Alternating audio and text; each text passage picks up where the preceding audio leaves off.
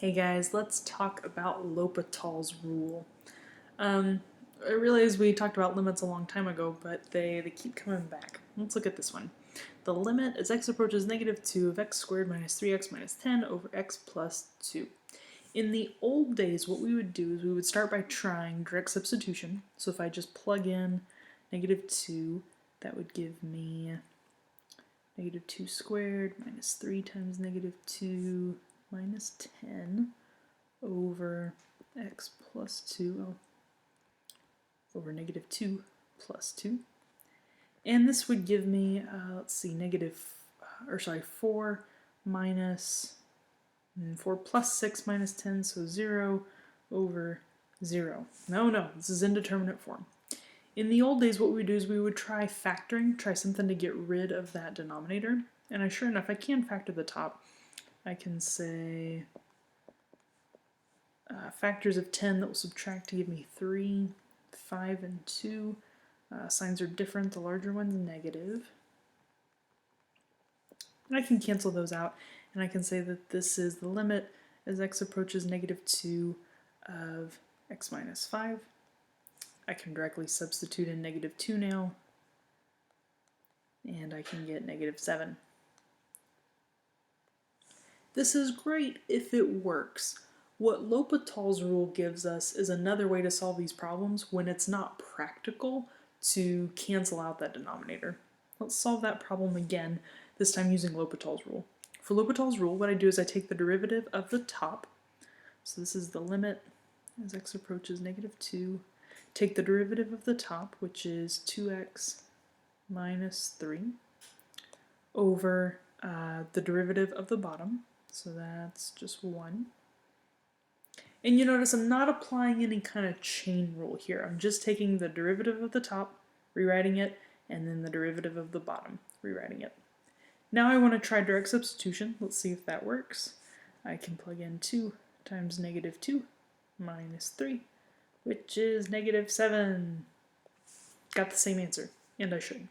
The thing to remember is that L'Hopital's rule only works on things that are indeterminate. You can't just apply L'Hopital's rule whenever you want to just to try to make things easier. It doesn't work. Let's do another example. First, let's make sure that L'Hopital's rule is going to apply. So I try direct substitution first. So this is the natural log of 1 over the sine of pi times 1, which is pi. Natural log of 1 is 0. The sine of 1 is, the sine of pi is also 0. So this is indeterminate form, so L'Hopital's rule does apply. Let's apply it. So I can rewrite this as the limit as x approaches 1. The derivative of the natural log of x is 1 over x. The derivative of the sine of pi x is going to be cosine of pi x. I gotta do a chain rule there, so the derivative of the inside is pi. If I clean that up a little bit, well, let's just go ahead and substitute things in. Let's try direct substitution now.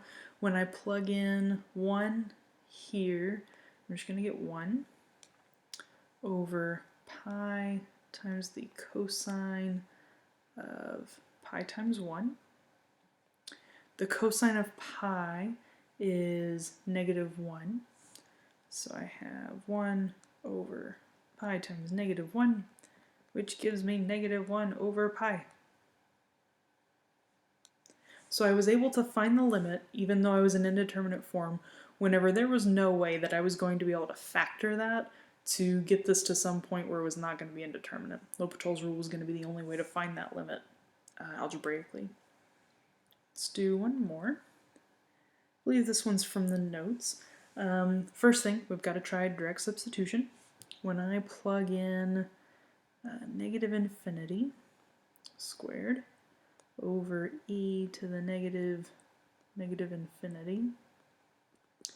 Infinity squared is still just going to be infinity.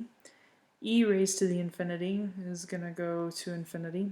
This is another indeterminate form. Remember, lots of things are actually indeterminate. I could have 0 over 0, I could have infinity over infinity, I could have 0 times infinity.